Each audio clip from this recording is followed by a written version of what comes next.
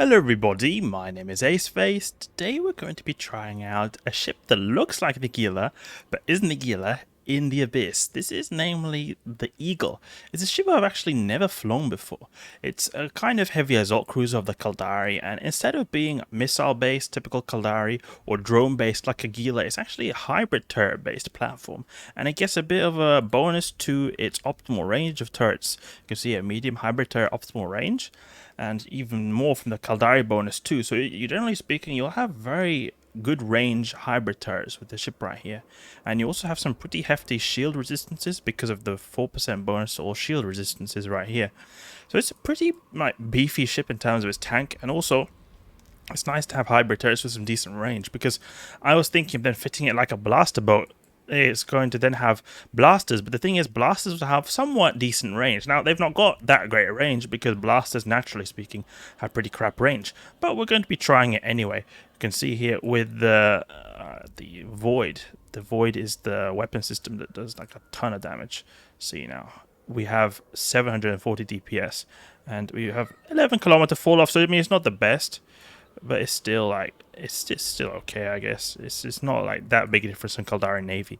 Then Null will give us then a bit of a decent range. You see at 23 kilometers, so that's actually pretty decent. So we'll probably be able to use this in rogue drone overmind waves.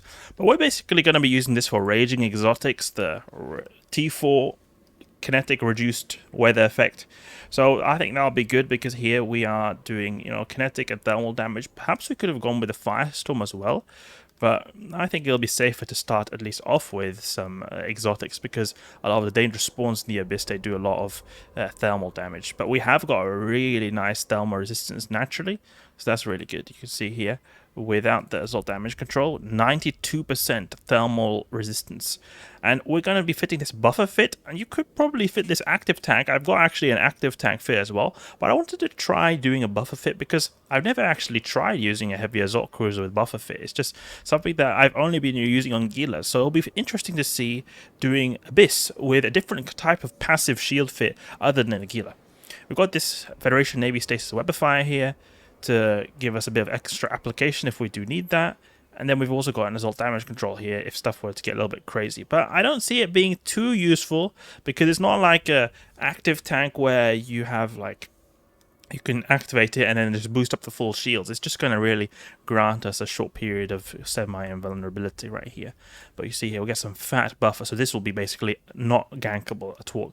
So that's one thing, at least, that will be pretty good, that if you were to get like Abyssal ganked, then there's no way the gankers are going to get you. I mean, obviously you can get a big enough gank fleet and wreck your face, but like 270k EHP, I don't think anyone's going to be carrying that much artillery to be able to wreck you. So we're just going to use some basic implants, some hybrid turret implants, and some gunnery implants, just to increase this like applicability and also a bit of extra damage too. We've got some tiny Hornet II drones that can sort of aid us a little bit. And I thought it would be a good idea to just start off with a T4. I'm trying to find a fit that is pretty cheap that has got to do T4s. I think if you're able to do T4s and you've got a pretty cheap fit, I think that's a really good balance between ISK power and risk power. Because the T4s are not that hard compared to obviously T5 and T6, but they still give good ISK compared to T3. And you don't have to use extremely expensive ships. So I think that if you're able to get a really cheap ship that's able to do T4s, then it's a very, very good thing. I was trying to get that in Thulsa to do T4s with a relatively cheap fit, and it was pretty difficult, especially since the Enforcer naturally they're pretty hard ships to do that. I feel like the Gila has a lot more potential. I've managed to get Gila fits that are relatively cheap that are able to do T4 Gammas. But let's see if we can get this to do a T4 exotic. I mean, probably you could use this to do a T4 Gamma too. We would have so much shield HP. But it'll be a bit annoying because we won't be reducing the kinetic resistance, and combined with the increased shields of the enemy ships, it'll take a long time. I can see that being a bit of a problem right there. But I think the filament price is less for the T4 Gammas than the T4 exotics, so that could be a worthy sacrifice. Who knows? Alright, let's just jump in here. We can move this one over here. This is all damage control. Ooh, we've got a martial wave. This could be pretty deadly actually, because you can't really kite this. But I think that could definitely be something that could like potentially kill this ship at least. Oh, what is that? A Hornet's got slapped up right there. Oh, let's see now. What is that range? 23 kilometers. Okay, start shooting this guy right here. Oh, we got big volleys right there. And even start doing some webifying. There we go. Let me start shooting this guy here. I'm worrying about my Hornets just going to get alphaed by getting some photon projection like volleyed off me. Okay, I'll maybe use Caldari Navy Antimatter. Okay, no, actually, Antimatter will not be a good idea. Null will be a good idea because they have got a pretty decent orbit on us that we would used to use. It would be better to use the Null. The thing is, it's still pretty like decent range, and also the tracking seems to be really good, especially when you've got the this Webifier as well helping. I think it would be a good thing to use these blasters. They have a very good range. They have very good tracking. It's just unfortunate that they don't have the good range. It's just a really annoying thing. Here we want to use Void. We're going to use Void to blast this guy to pieces. We'll recall our drones actually. I don't think it's a good idea that we keep them flying around with all these Edencom guys going around absolutely annihilating us in terms of photon projectors right here. But I think this could be a very deadly wave. Now here we got one without marshals, but if there were marshals here, maybe we would have died because they would have been applying almost full damage to us, and we would have taken a ton of damage, and it'll take a bit of time for us to get close to the marshal to kill it. So if we were to have like a worst case scenario, I think in T4 you can max have 4 marshals, maybe 5, but I think it's max 4. Then maybe we would die. Maybe we would die. Who knows? This was very like chill. We only had Thunderchild and like a bunch of Edencom guys. They don't usually do a lot of damage anyway. But then again, we also have a really good thermal resist. So the marshals that do predominantly thermal damage will do a lot less damage. The Edencom guys actually do some EM damage, and we can see here our EM resist is a lot lower. Not so much EM damage, a bit of kinetic too, but still, it is something. So here maybe it could be even in fact better to use like a tracking computer, because it seemed like we were applying to those frigates pretty decently, and a tracking computer can have it so that we can alter it a bit. We could use it so that it has like, you know, optimal range, but it can also have increased tracking as well, so we can get like both of them at the same time. Okay, let's deploy our drones to get a bit closer to these guys, because this is annoying how this guy's kiting us like an absolute scrub. Like, look at that, kiting us like this. Railguns could be a possibility, but they do so bad damage, so I don't think I would like that. The power grid is also pretty limiting on this ship right here, and I'm pretty sure that the railguns use a lot more power grid than the blasters. He's kiting so well. Look at he's faster than us, this guy. It's really annoying. He's also kiting our like fall off, so we're not really getting any good range going on. Maybe we could do a little bit of overheat cycle just to get a bit closer. I can maybe, let's see, how is our range with the Stasis Webifier overheated? 18 kilometers, okay. We're gonna have to overheat this. This feels so silly. Look at this range, seriously. Yeah, this is not good. Let's just move back to the transfer conduit at this point. Or maybe we can just, now we're already getting a good range. Oh, we can even Webify it. And the game seems to have hung up for a bit. Oh, he's crashed into the rock, that's what's happened. Haha, look at him. Now getting some good hits on him. There we go. It also had to do with that his shields were down. The shields of the Edencom ships have very high resistances, or at least the Stormbringer. I don't know about. I don't think the Thunderchild has less resistance, but the Stormbringer definitely has very high natural resists. So you'll notice that when the shields are down, you'll start hitting mega big hits. It'll be massive, the volleys we got there. Bit unnecessary overheating right there. Let's see now, how's that EHP if we are to overheat these? 85,000 EHP. We have, this whole fit is not particularly expensive. I think it costs less than 400 million, something like that. It's just Tech 2. The only thing is expensive is this one right here. We also got these two here, but it's like nothing crazy. These Republic Fleet large shield extenders, generally speaking, don't cost a lot.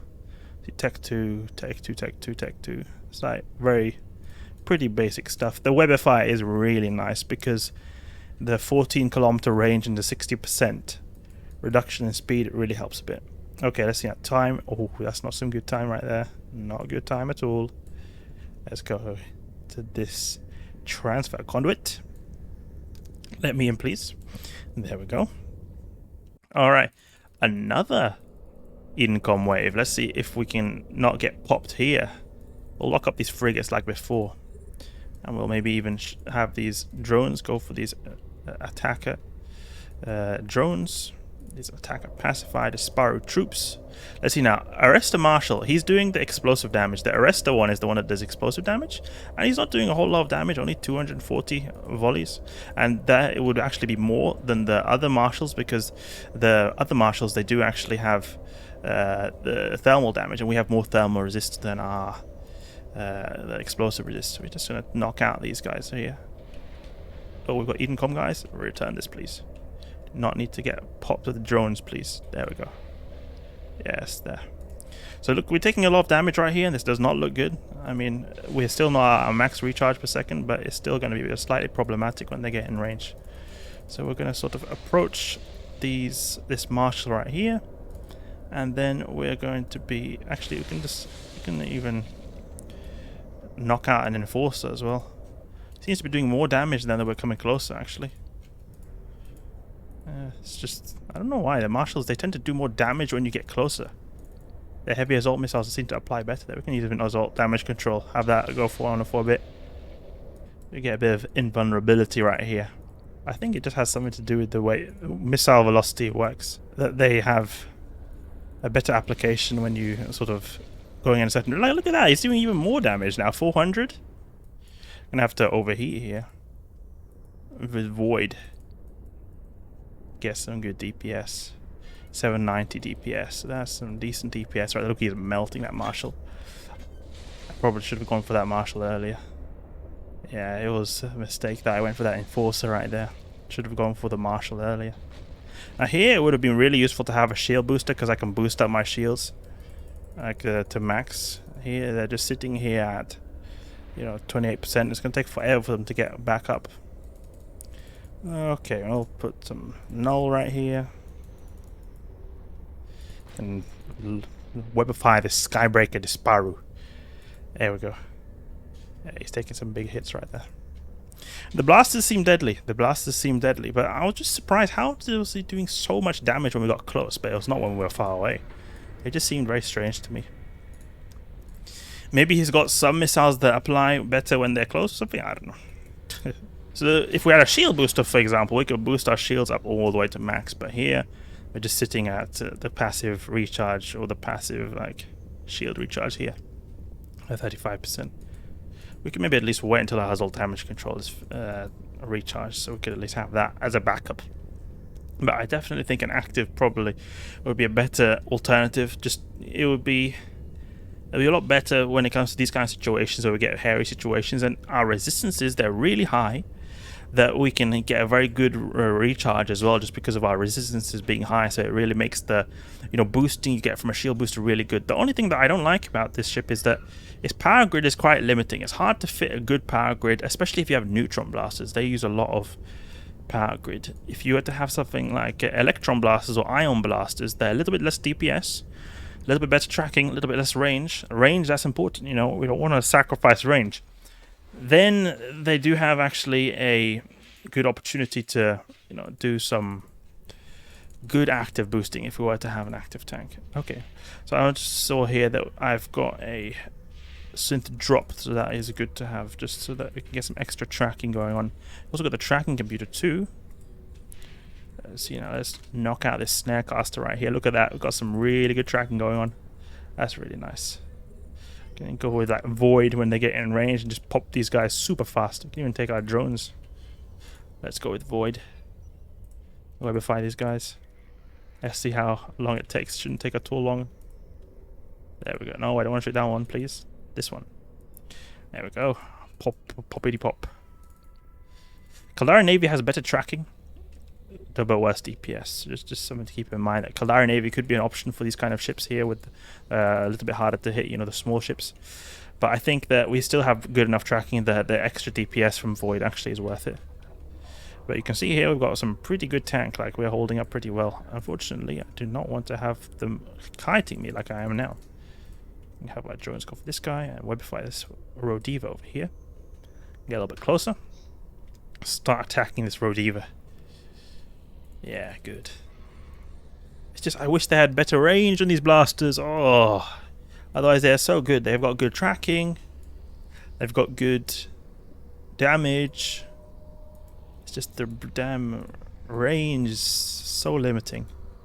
I know that people use a Deimos, that's a more popular one because you can have a really fat active tank on that. Oh, we lost a Hornet. No one lose more of those. Ooh, look at that guy. He just got popped right there. Yeah, look, we don't even need to use the Webifier half the time. We're still applying really good. So possibly it could be an option to just put a tracking computer, actually. Because a tracking computer would be a lot more useful when it comes to range. And we'll still be able to have better tracking, like you can put the script in if we need to, like here. That it increases tracking. And not one positive thing about the tracking computer too, it's not like a really big thing, but you don't have to wait until the Webifier takes effect, because when you use a Webifier, it takes a bit of time for it to take effect. Like it takes a bit of time for them to slow down when you use the Webifier on them. So that's why I think that a tracking computer would definitely be better. So maybe if I were to use this as an active tank and a tracking computer, probably that would be an option right there. But it is quite useful as well to be able to slow stuff down. I mean, it helps in itself, but still, I think that a tracking computer would probably be better considering how well we track these guys. And we'll put some null right here because we just make our way towards the transfer conduit right there. Not really a reason to keep using void when more time will be spent going to this origin conduit over here. But it feels like this is basically like a shield Deimos almost. Shield Deimos, pretty much. I just love that it has good thermal resist. That's really good because in the Abyss, this resistance is essential. Marshals do a lot of damage, and also the Triglavians do a lot of thermal damage. So it's really useful, especially when we're in the exotic site. We're reducing the kinetic resistance. Then it's not like we're doing Firestorm. It's really nice with the good resistances going on. Because yeah, passive recharge is really crap, but still, it's just that our resistances sort of complement them so well. So that's why we still had a decent amount of tank. So there we go, a passive Eagle for T4 exotics. I wouldn't say that this is like a reliable fit. I think it seems to be promising, but I think an active tank would definitely be better, and that's something I want to try in the future.